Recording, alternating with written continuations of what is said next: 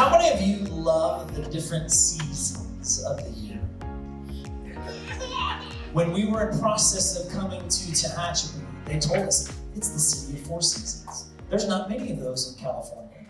The four seasons. Now, in the fall, we have the leaves are changing colors, and you're kind of getting these beautiful kind of darker type colors and whatnot, and it's kind of starting to get cozy and whatnot. Then in the winter, you have things like snow. How many of you love snow? You love being by the fireplace. You love getting that cozy blanket and snuggling up next to somebody. You love just that winter season. Then you get into spring, and spring is when there's new life. There's all these different kind of flowers blooming, and if you drive down to Bakersfield, that drive, all of a sudden, those mountains that have been dead for 10 months come to life for 2 months, and it's just gorgeous and green, and there's just this new life that comes with spring. And then you have summer. Summer's the time when sunshine is out, you can get outside, you can wear shorts, and if you have a swimming pool, you're going swimming, you're going to the beach, and you have barbecues with people. How many of you love summer? We're going to take a moment. I just want you to turn to your neighbor really quick and tell somebody, what is your favorite season of the year? What is your favorite season of the year?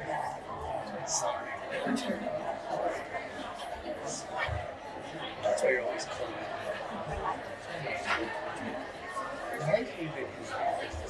Let's take a quick poll. How many of you said fall?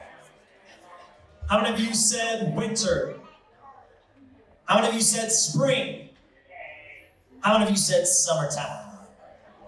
A lot more summertime in this service. Hey, over the last few weeks, we've started a new series called God with Us. And we're exploring the ways that God is with us during different seasons of our life. Our key verse that is going to be each week as we lead into our Christmas Eve service. Matthew chapter 1, verse 23 says this: "Look, the virgin will conceive a child. She will give birth to a son, and they will call him Emmanuel," which means God is with us. God is with us in all seasons of life. And today we're going to talk through how God is with us through the season that we call the wilderness. A wilderness season is probably not a season that you even knew was happening. A wilderness season is probably something that just kind of unexpectedly happened.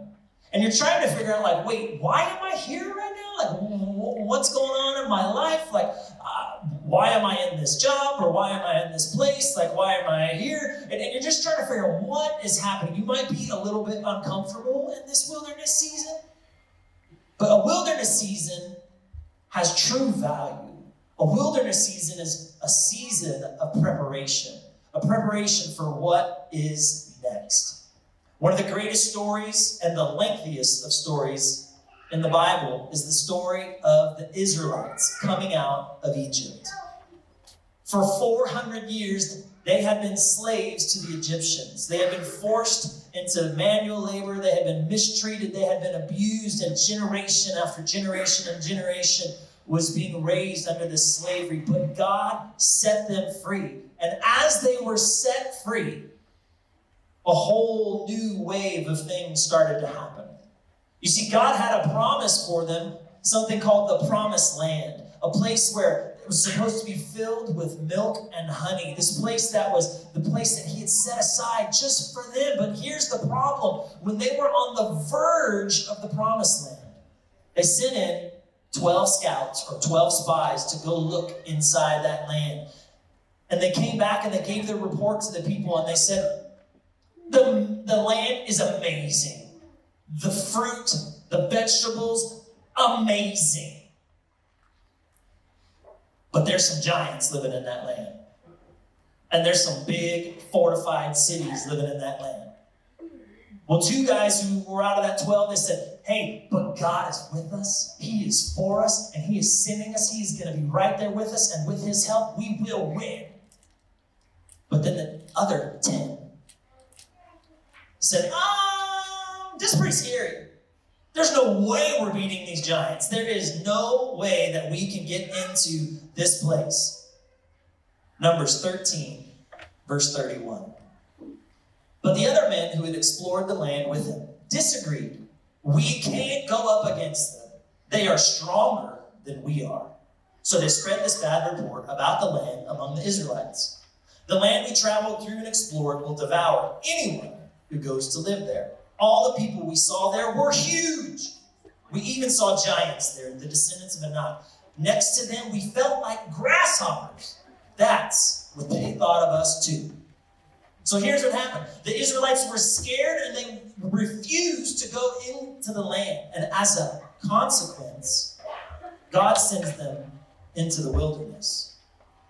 What should have taken about 10 days for them to get into this promised land, the land of Canaan, ended up taking 40 years.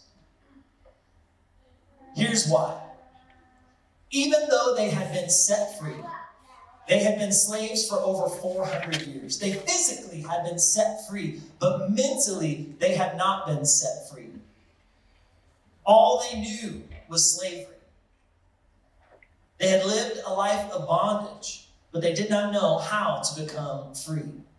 When you see the word Exodus in the Bible, it's a book of the Bible. I want you, when you see that word now, I want you to think of exit us. Exit us. They were trying to get the Egypt out of them.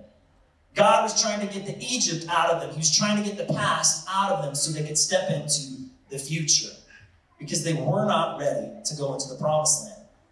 Exodus 16, verse 2 and 3 says this. There too the whole community of Israel complained about Moses and Aaron. If only the Lord had killed us back in Egypt, they moaned. There we sat around pots filled with meat and with bread. But now you have brought us into the wilderness to starve us all to death. How many of you know that people get dramatic when they're hungry? You got somebody in your family right now sitting next to you, like their stomach is already grumbling, and they're like, it's time to go to Chipotle. Yeah. People get dramatic when they're hungry. In times of stress, in times of difficulty, in times of lack, in times of loneliness, or in unknown places in life, people's view of their history starts to change. They start to have a revisionist history. They start to see things differently. The Israelites had been slaves for 400 years and had been mistreated. And in this moment, because they're hungry, they're like, let's go back to slavery. At least we had food to eat. Like, what? This doesn't make sense. But if we're honest, a lot of us do this in life. In fact, there's been a lot of studies about people who've been in abusive situations. And they end up getting out of the abusive situation, but they come back to the abuser.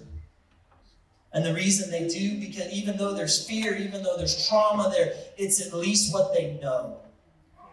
And so they end up going back to somewhere that they should not have. We see this with people who are dealing with affairs or abuse or neglect or addiction. They will actually go back to the very thing, or they will look back at the history instead of seeing the bad and the terrible things that happened. They will say, no, that was okay. That was okay. And so they end up going back to the very place that they have been brought from. Verse 4. Then the Lord said to Moses, look, I'm going to rain down food from heaven for you. Each day the people can go out and pick up as much food as they need for that day. I will test them in this to see whether or not they will follow my instructions. So they had complained, we're hungry. And God's like, I'm sending you food. Now, how many of you like delivery services like Uber and all that kind of stuff? I don't know if there's a whole lot of that in Tehahapi happening. But God had a heavenly delivery service set up every single day. That they would go outside in the morning and manna, a bread-like substance, would be there waiting for them.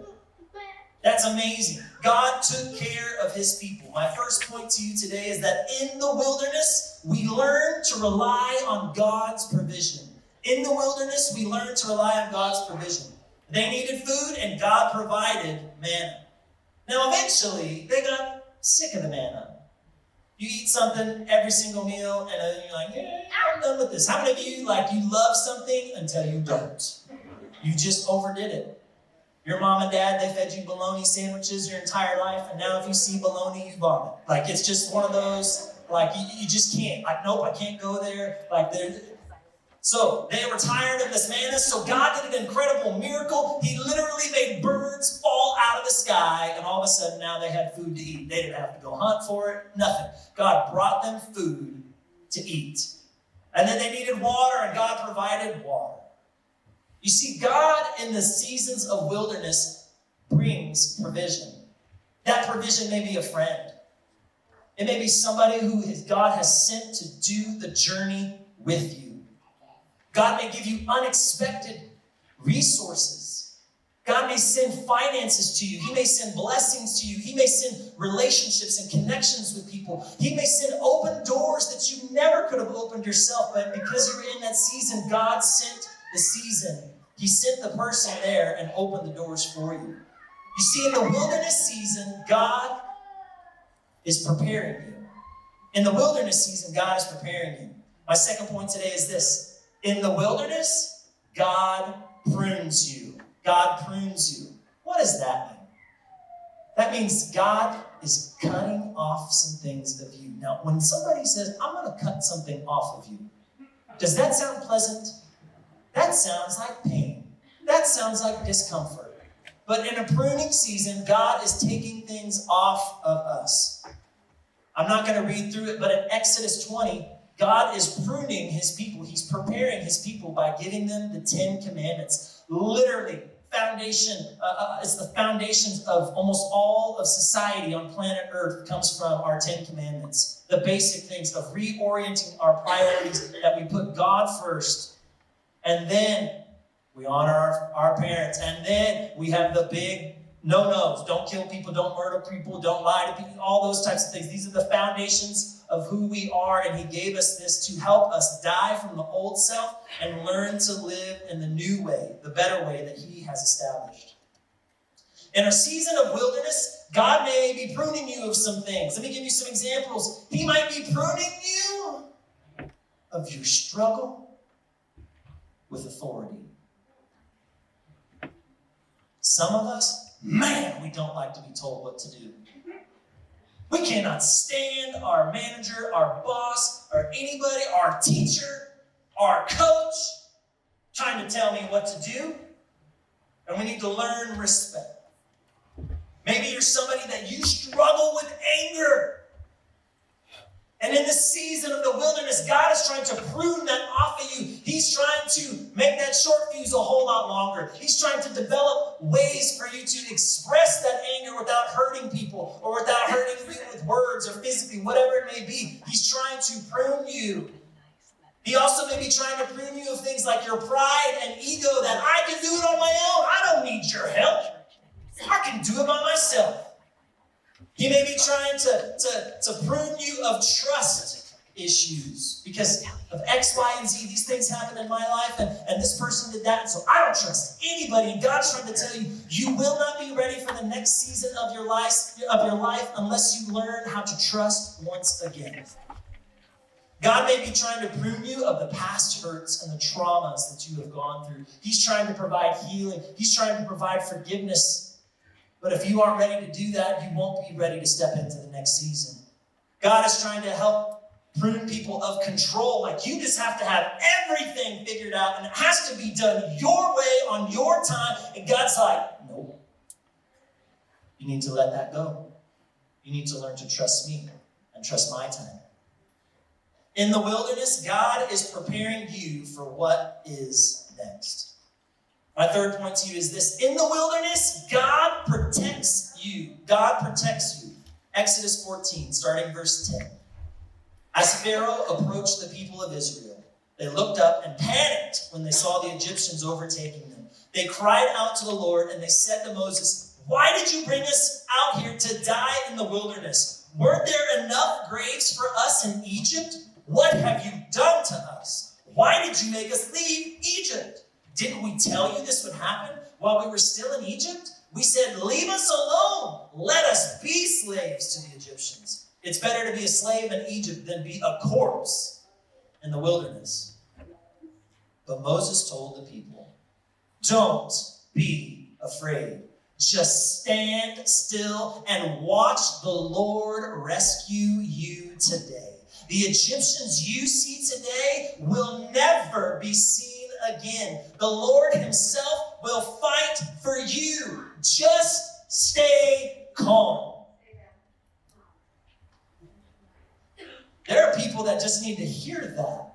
The Lord will fight for you. Just stay calm. Stop running around life with your head cut off like a chicken. Like, just stay okay. God, I got all things going chaotically in my life, but I'm going to stand right here because I know you're true. I know you're faithful. I know you're a man of your word, and I will just let you do it, God. Help me to know what my part in this is. Just trust him through it.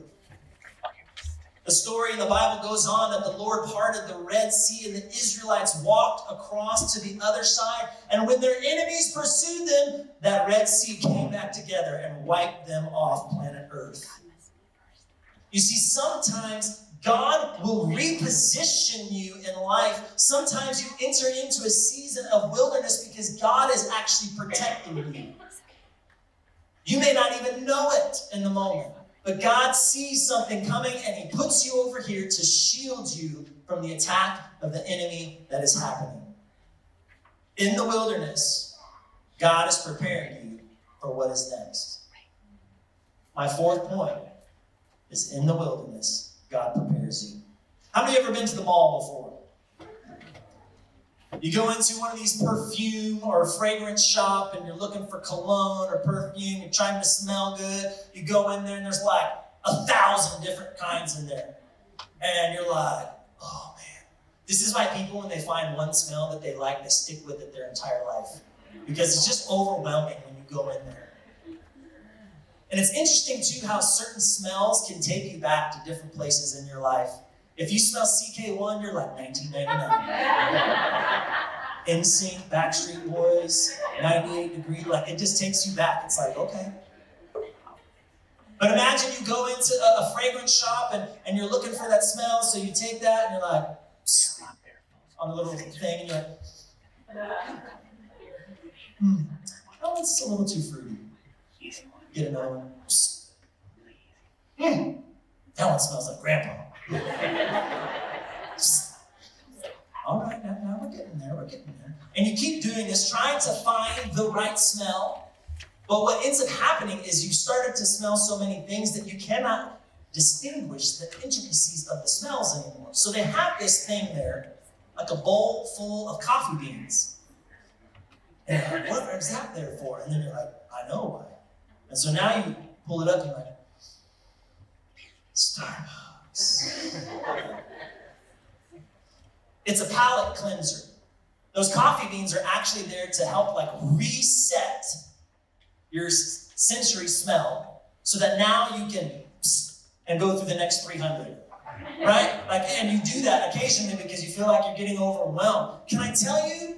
A season of wilderness in life is a palate cleanser. It is a time of preparation for what is next. Sometimes God is putting that coffee beans in front of you because he's saying something else is coming, but you aren't going to be ready. You have to reset yourself so that you are ready for what is next. Let me show you how this happened for the Israelites. When they went into the wilderness, a new generation was being born. That generation was rising up. This was a generation that did not know slavery firsthand. This was a generation that only knew the Lord. This was a generation that was rising up and ready. Here are some of the things that shifted. They shifted from being slaves into soldiers. They were ready to fight in the promised land, to go after and to claim what the Lord had given them. They shifted from being complainers. Remember, they were complaining about everything. Let's go back to slavery. Let's go back to Egypt. In this season, they shifted from being complainers to being content. In the season, they shifted from being fearful to being faithful. God, we know you called us over here, so God, we're going to step in with your strength. We're going to step in and honor what you've told us to do, and we will go in and we know that you will fight for us. There was a shift from the old to the new. You see, sometimes those seasons of wilderness, it's just to prepare you for what's next. You will not be ready unless you go in that season of wilderness. God was pruning them from bad habits and mentalities. God was protecting them from harm. God was providing for them in supernatural ways. And God was preparing them for what is next. About 5.5 years ago, I was 34 years old. I had been at the church that I was serving at for 9 years at that point. I had been in ministry a total of 13 years. And the Lord spoke to us and said, hey, our season was coming to an end then. And we didn't know what was next. I knew what I wanted. I wanted to be a lead pastor. And we started exploring some options, and the Lord was just like, nope, not yet. Nope, not yet. I'm like, why? Not yet. And God led us to the Bridge Church in Marietta, California, where we went to be on staff, and the Lord was taking us into a wilderness season, and we didn't even know at the time. And we go there, and the reason we went was we both felt like, after a lot of prayer, that the Lord was saying, you're not ready yet. I need you to let me humble you more. Like, ooh. So I went onto the staff there, and as I was on the staff there, I went from being the second in command, so to say, to being like fifth on the totem pole. We went on board, and I had always, and my wife had always been on stage for worship, announcements, preaching, whatever it had been for 13 years prior to that point. And we get into this new season, and you know what my new pastor did? He didn't even let me near the stage.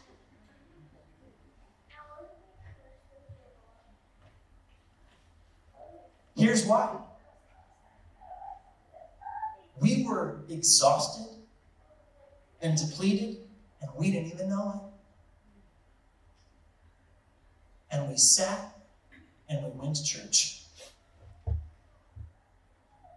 One of the things that happened while we were there, that I asked them, I'm like, hey, how often am I going to get to preach? Because like that's what I love to do. And they're like, never? And I'm like, what? My God, what are you doing? And the Lord spoke to me and said, that's not what you need to work on. There are other things that I need to train you in. I'm like, ugh. I went from preaching over 50 times a year. And in that first year, thank the Lord, he sent me a little something. I got to preach 4 times. You see, in that season, the Lord was trying to teach me something. He was trying to teach me that if I'm not enough when I'm not on the stage, I'll never be enough when I'm on the stage. If my whole identity, my whole purpose is found by just preaching the word of God, then that's not the right thing. My identity, my purpose comes from him. God was humbling me and stirring up some things in life. God was pruning us. God put me behind the scenes. You see, for 13 years prior, I had been on the stage doing stuff, and like I really didn't get a whole lot of time to interact with people because service was starting, worship was starting. I was doing all the things, and then like after church, I'm putting away things and cleaning up and and I didn't get a whole lot of time to interact. Do you know what I had to do at the bridge? I had to interact with people, and that's tough. You know why? Because I'm an introvert. I am an introvert. My pastor there, on my 1-year anniversary of being there, he's like, Nick, you're doing great in so many different things. He's like, Nick, but there's one thing that you need to work on. You need to smile. What?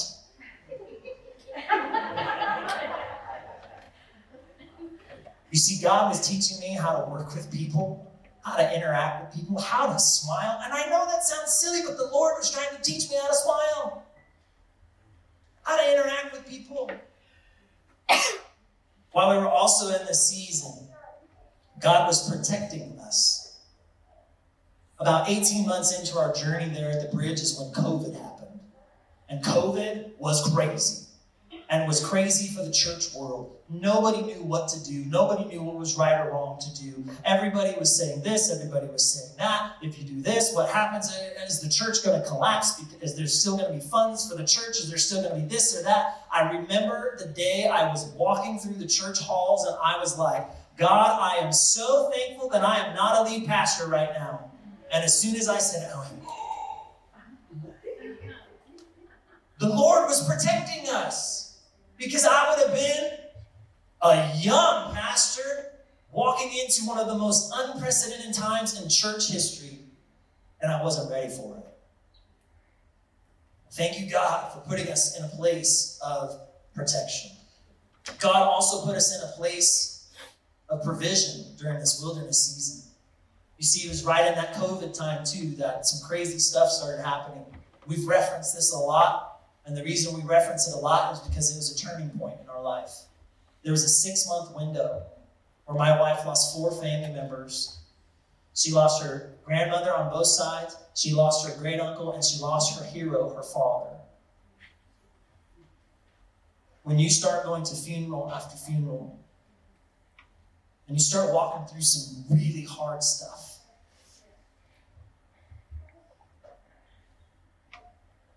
God was there. God provided for us. I mean, the pastors that I worked for, they preached here for us once a couple months ago. They're awesome people. They were so generous and so kind to me in that season because I had used all my vacation time, all my bereavement time, all my everything. Oh, the Lord was providing for us, and they were just like, listen, we know this is an unusual time for you. Please do whatever you need to do. We will take care of you financially. Please don't let that stop you from doing what you need to do. You need to be a husband. You need to be a dad. You need to be a part of this family. You need to be there for your family in this season. Please do not worry about it. The Lord was providing for us, and we didn't know that season was coming. We also had some miracles happen in that season. Some people financially blessed us because we had gone through our savings. When you start having to buy plane tickets for 5 people and fly different points of the country to go to different memorials and whatnot and things, like you were depleted, but God sent people. God sent people who came to our doorstep. They didn't even tell us they were coming, and they showed up and they brought us food.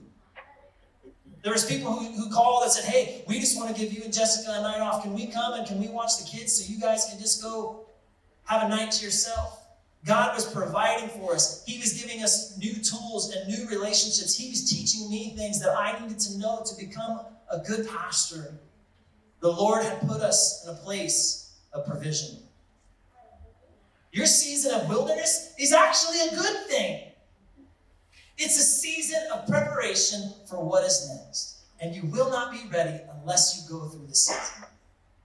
Now, if you're here today and you are walking through some sort of a wilderness season, a season of waiting, a season of unknown, a season of challenge, I want to tell you a few things, a few tips. The first one is this: pray and praise.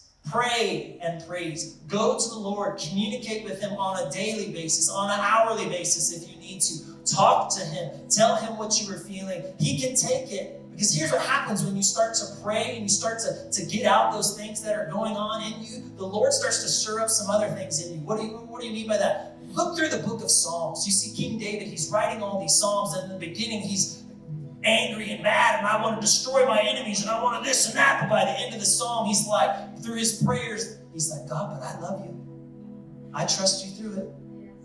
There's something that happens when you pray. It begins to change you. And you also need to learn to praise. That means to worship Him, to thank Him, to be grateful even through those seasons of hardship, to look forward with faith and believe that God is sending better things into your life. We need to learn to pray and praise.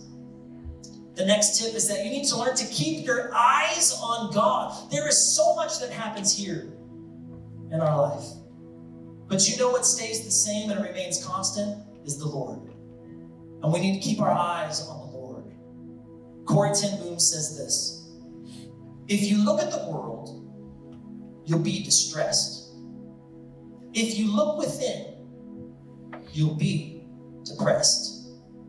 If you look at God, you'll be at rest. If you look at the world, you'll be distressed. If you look within, you'll be depressed. If you look at God, you'll be at rest. Another lesson or another tip that we need to do while we're in that wilderness season is learn to be content. Be content with where God has you. Be content with what God is teaching you. Be content with what He's providing for you in this season, and reach and say, God, I need your help in this season. And lean in to who He is. Trust Him.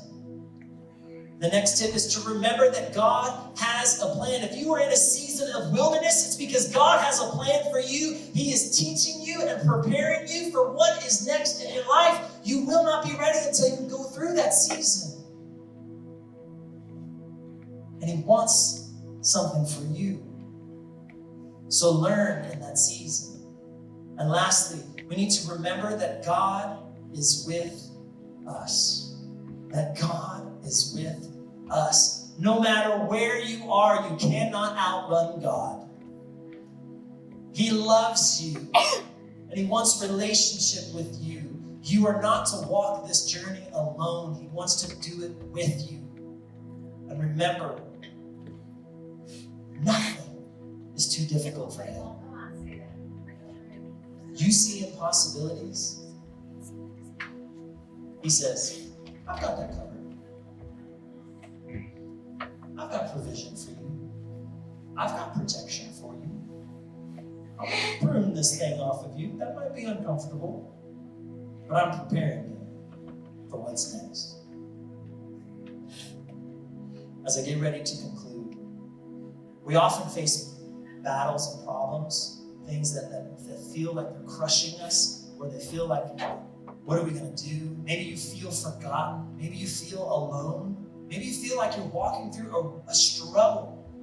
But I want to let you know that even in the wilderness, your greatest struggle is actually your greatest preparation for what God has for you. Your years of desert wanderings can be the most power-packed, strengthening, faith-building time of your entire life. So lean into it. Lean into the Lord.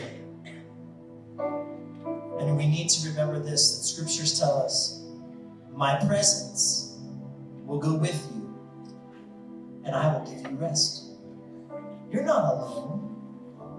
He will give you rest even in the wilderness. God will provide for your needs. God has a plan, and nothing is too difficult for Him. The God of miracles fights for you. The God who parted the Red Sea, who provided manna on a daily basis, who made birds fall out of the sky, who brought water from a rock, He fights for you. The God who shields a people from their enemies fights for you. Embrace that wilderness. He's preparing you for what is next.